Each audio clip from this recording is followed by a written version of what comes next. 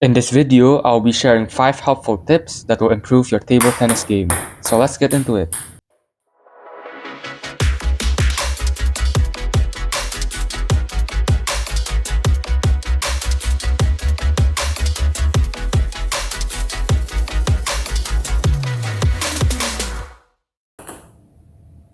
Tip number 1. Use the wrist to brush the ball lightly when serving. This will allow more spin to be imparted into the ball. Now for forehand serves, this is done by using a pinch grip. In this grip, the thumb goes on the bottom middle of the front side rubber, while the index and middle finger goes on the backhand side of the rubber. The other fingers will just curl towards the palm. This way, the wrist can more freely move to execute a heavier spin. Now, for backhand serves, the regular grip is used, where the index finger goes on the backhand side of the rubber, while the thumb is on the forehand. The other fingers will just curl around the handle. Going on to tip number 2, the 2 forehand and 1 backhand rule. So in general, the best standing position for the right-handed players is on the left side of the table. So the forehand should cover the middle and the right side of the table, while the backhand will cover the left side of the table. However, sometimes the ball will hit in awkward positions, such as when it hits around your body, and so it is important to use your footwork to adjust your position and get a better attack on the ball. And now this relates to tip number 3, always being ready on your feet.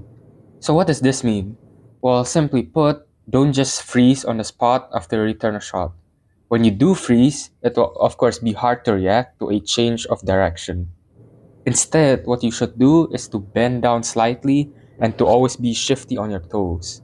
Bending down not only allows for better strokes, but also allows weight transfer for more powerful shots.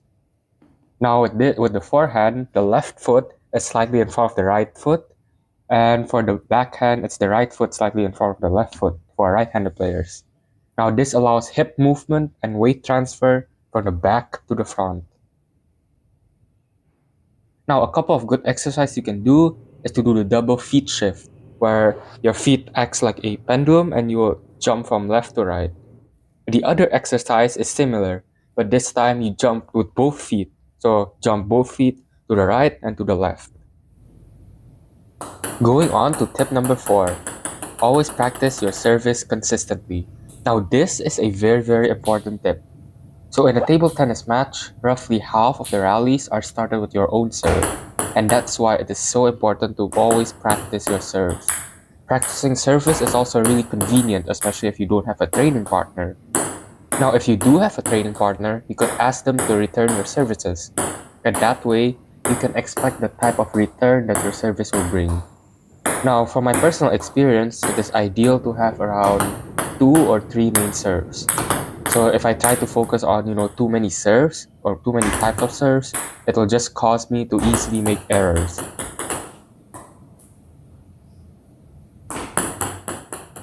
Now, I recommend using the Pendulum Serve as one of your main services, as it is so versatile. Watch my Pendulum video tutorial to learn more. Links are in the description. Now, going on to the last tip. Tip number 5, using the correct body movements. Now, this may be really hard to fix, especially if it already becomes a habit. So most of the backhand power should come from the elbow movement and also the legs. Now, the wrist acts sort of like a finishing touch for additional power. One bad habit that I had was using the wrist as my main pivot instead of my elbow or my legs, and that caused my shots to be weak and inconsistent. Now for the forehand, the main power source should be from the legs, the hips, and the shoulders. The wrist can be used for extra power, but I do not really recommend this for early stages as it can be hard to control.